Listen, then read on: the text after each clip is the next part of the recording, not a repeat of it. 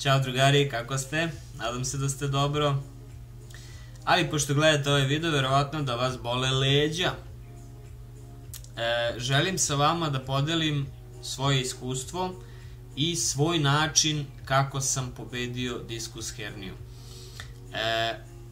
Kada kažem pobedio, znači stavio je u status quo. Mirovanje, status mirovanja, status gde ne može ona da se aktivira ovim načinom rada, života i svega toga. Jer kao što znate, diskus hernija je iskočenje diska, to jest omotač diska vam je naprsao i želatinska masa je iscurela i dodirnula je negde nerv. To mu dođe diskus hernija i ono što trebamo raditi jeste da može to da se reguliše i da može to da se drži pod tako dobrom kontrolom, jer ja sam bio slučaj za operaciju i bio sam bukvalno u krevetu 6 meseci do 9 meseci, gde sam tek onda pokrenuo se malo, a u tih prvih 6 do 9 meseci pokušavao sam da nađem alternativnu medicinu, tražio sam načine koji kostolomac može da me namesti, pa su me nameštali razni, pa su me uništavali još više, pa sam imao, to nikada neću zaboraviti, sada kada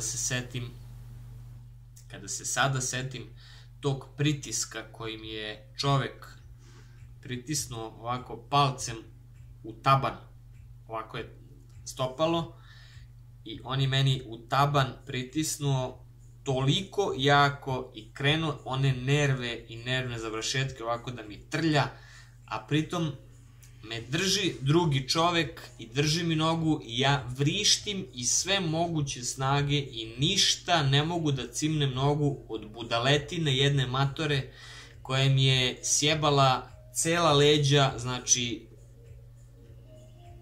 neću da imenujem, ali ko hoće mogu privatno da mu kažem samo kod koga da ne ide, eto, ako već hoće kod kostolomaca da ide.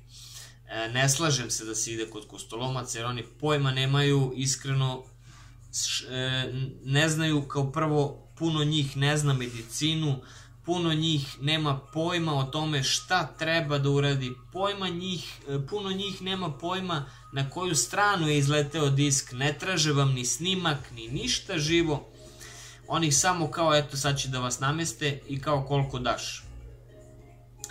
E pa to koliko daš, pa to je problem, jer da on zna šta radi, on bi imao cenu.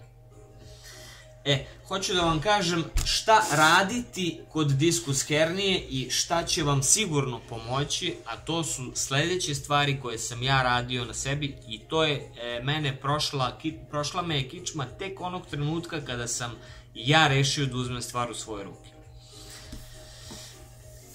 Prvo i osnovno jeste da kada krenu bolovi, kada se ukočite, idite kod lekara. Prvo i osnovno jeste da idete kod lekara, jeste da fora je da se izbaci upala koja može da se stvori. Koristite lekove, to su brufeni koji izbacuju upalu, koristite andol koji ubrzava cirkulaciju, tačnije razređuje krv i cirkulacija je lakša. To je nešto iz mog saveta.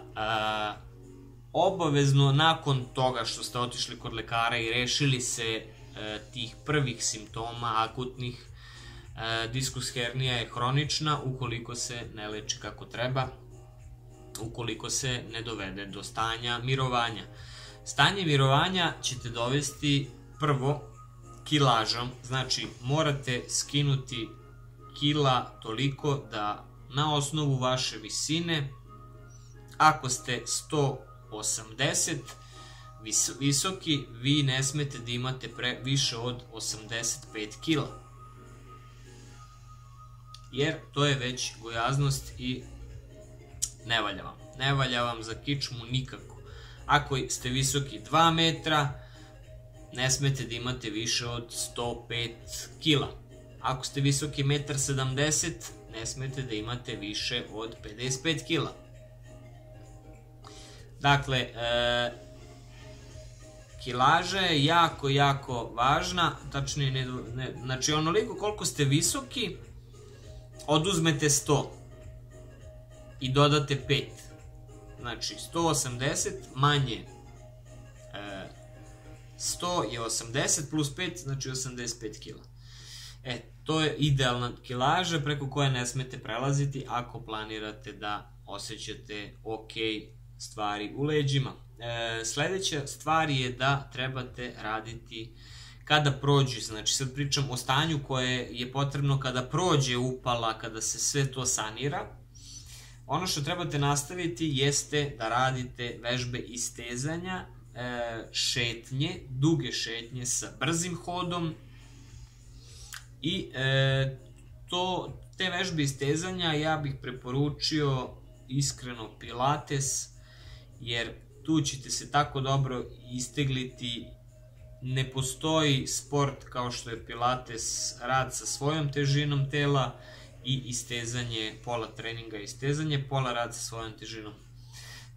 Ima muškaraca, nemojte da mislite da je to samo ženski sport, to je sport po meni napravljen za kičmu i za leđa. Pilates vežbe su jako dobre, jako zdrave, jako kvalitetne i instruktori uglavnom imaju jako puno iskustva sa ljudima sa diskus hernijom. Spomenuo sam mandol, to je važno da bi se krvotok postao ređi, tačnije da bi nosio lakše škart i upalne procese koji se dešavaju, i to pijete jednom u 3 dana jedan, na primjer ne svaki dan, ali jednom u 3 dana, čisto pomalo da vam se razredi krva. Inače kažu da je zdravo i za srce, ponekad popiti i tako, to se već savjetujete sa vašim lekarom. Masaža je bitna u tim periodima nakon akutnog stanja, nakon te akutne upale. Važno je raditi masažu i to raditi od nogu ka gore, znači masira se ka gore, pa preko leđa, pa gura se na gore, znači ta neka kao limfna drenaža gde vučemo sve prema srcu, sve te otrove vučemo prema srcu da bi srce ispumpalo te otrove. Ono što je možda jako meni možda najvažnije, najviše mi je doprinelo u tome jeste ishrana, tačnije zdrava ishrana. Ishrana bez mnogo slatkog i bez mnogo hleba, jer to su neke stvari koje stvaraju debljinu, neku punoću u mastima, u mišićima. Jednostavno nema onda lufta u kičmi gde je disk. I ako ovo primenjujete jedno 4 do 5 godina, nakon 4 do 5 godina trebalo bi da dođe do toga da vam se to što je iscurelo sasuši. Sasušit će se samo ako ne dolazi do upale. Ako dolazi do upale, to znači da je opet disk koji je iscureo pipnuo meso, što znači da opet ima prihranu. Poenta je da ga odvojimo u tom spinalnom kanalu i da disk koji je iscureo nema prihranu 5 godina. Nakon tih 5 godina trebalo bi da se povuku svi simptomi i da jednostavno se sasuši taj deo koji je izašao napolje. Zato možete raditi na sebi kroz ovaj način, jer ili nađite sebi neki način, ali znajte da lek postoji, da lek sami sebi dozirate i dajete i da nije nužno ići na operaciju sve dok vam ne padne stopalo trajno.